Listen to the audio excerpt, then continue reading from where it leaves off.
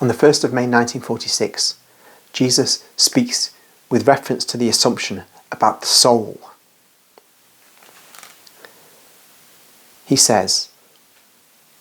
"There is a difference between the separation of the soul from the body through real death and the temporary separation of the spirit from the body and from the vivifying soul through ecstasy or contemplative rapture. While the separation of the soul from the body brings about death, the ecstatic contemplation, that is the temporary flight of the spirit outside the barriers of senses and matter, does not bring about death, and that because the soul does not become completely detached and separated from the body, but it does so only through its better part, that plunges into the fire of contemplation. All men, as long as they live, have a soul within themselves, dead or alive as it may be, through sin or justice, but only the deep, loving souls of God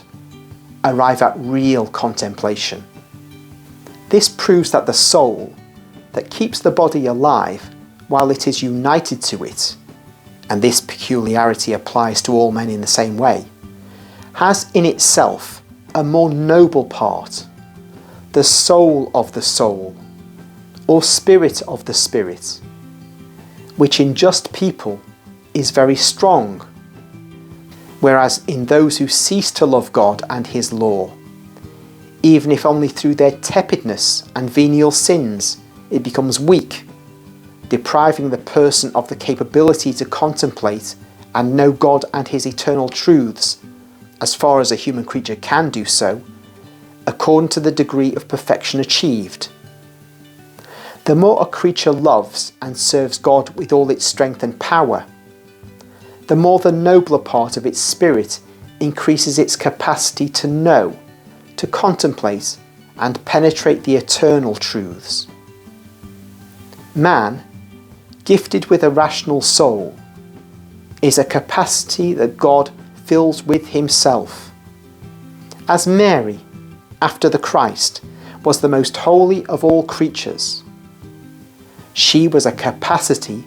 so full of God, of His graces, charity and mercy, as to overflow on the brothers in Christ of all ages, and until the end of time.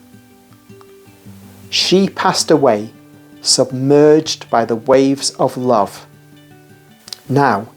in heaven, where she has become an ocean of love, she overflows her waves of charity on her sons faithful to her, and also on her prodigal ones, for their universal salvation, as she is the universal mother of all men.